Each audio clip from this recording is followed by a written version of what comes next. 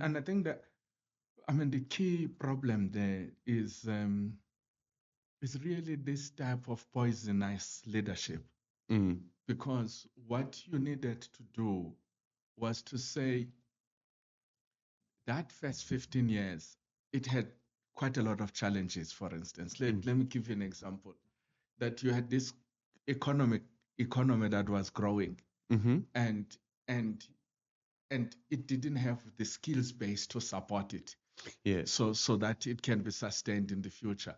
So what you needed to do is to have a leadership that makes that analysis and say, when we come into office, we will focus on this idea of skills development. Mm. And at that time, the government had started putting the National Skills Fund and the SITAs as a response exactly to that challenge. Yes. But I think the colleagues that came on later, they actually didn't appreciate the need and the reason for this. They thought these are sources to plunder, as you're saying, Yeah.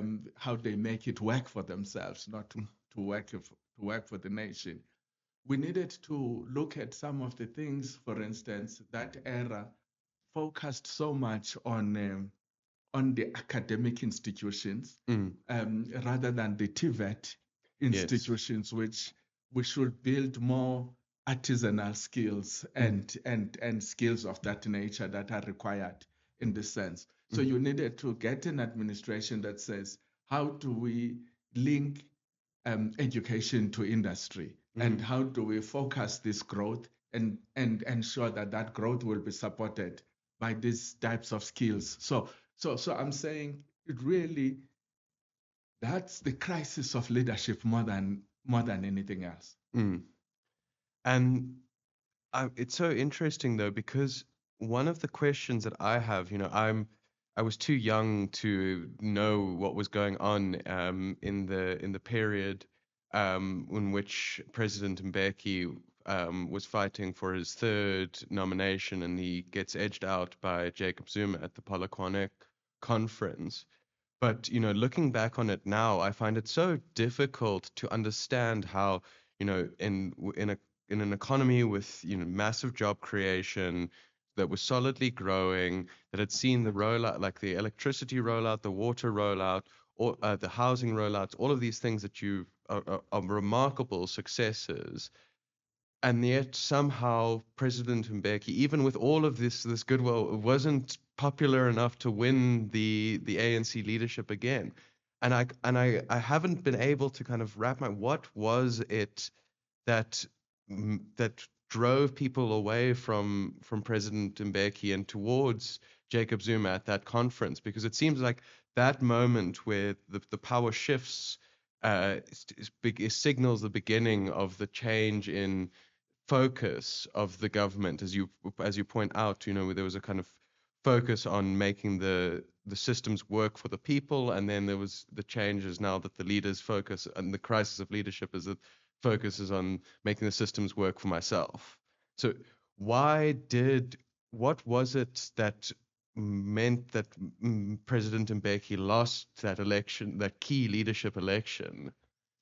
I think you're quite right. I think as a country we shot ourselves on both feet.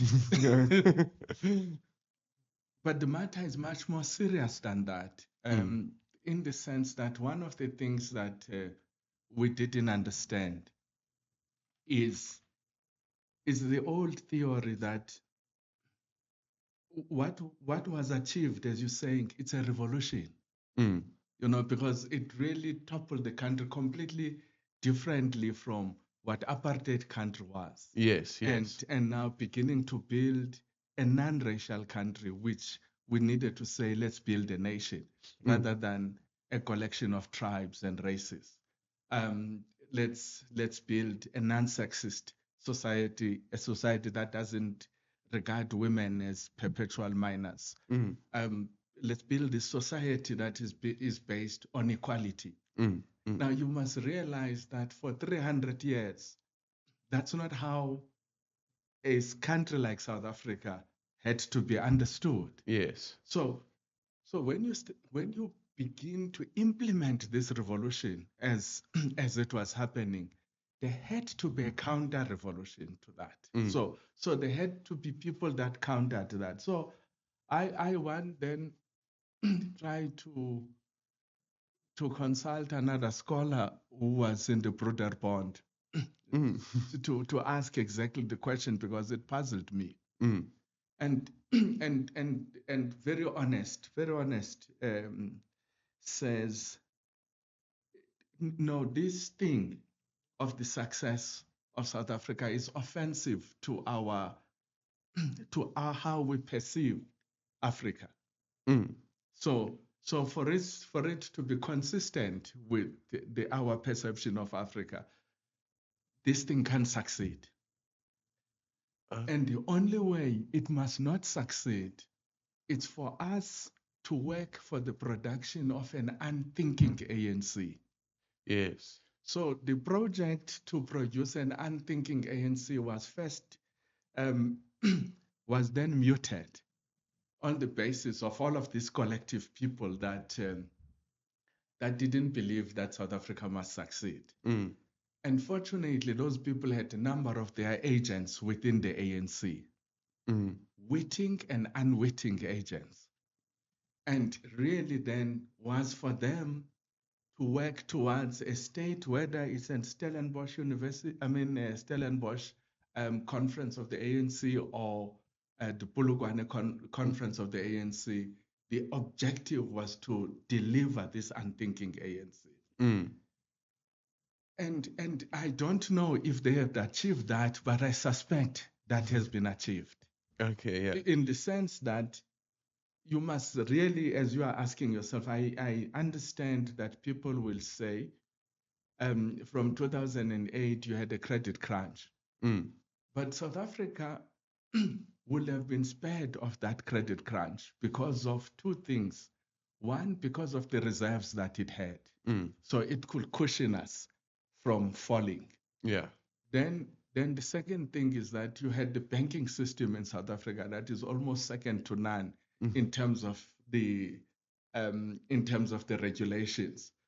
So that banking system in South Africa had not been affected like the banking system in the US. Yes, yes. But more importantly, by that time, 2006, 7, 8, 9, you had the most massive infrastructure development that was taking place in South Africa around the stadiums and the roads, etc. Yes. So I'm saying these things would have cushioned us against the credit crunch. But then the second thing is that look at the other countries that were affected. By 2012, most of those countries had been out of the dip. We are still not out of the dip up until today. Yeah.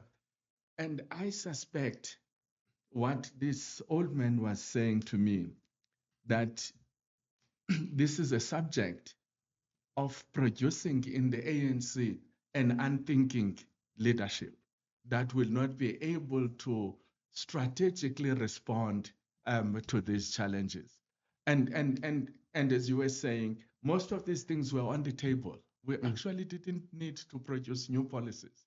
we needed to make what was on the table work, look at its mistakes, correct them, look at where it succeeded, enhance that. And we really didn't have this sense of appreciation. And the interesting thing is that this period you are talking about of this progress, it's under the ANC. This other period that you're talking about going down, it's also under the ANC. Then that's why you must ask, what happened to this ANC to produce these vastly different epochs in our country?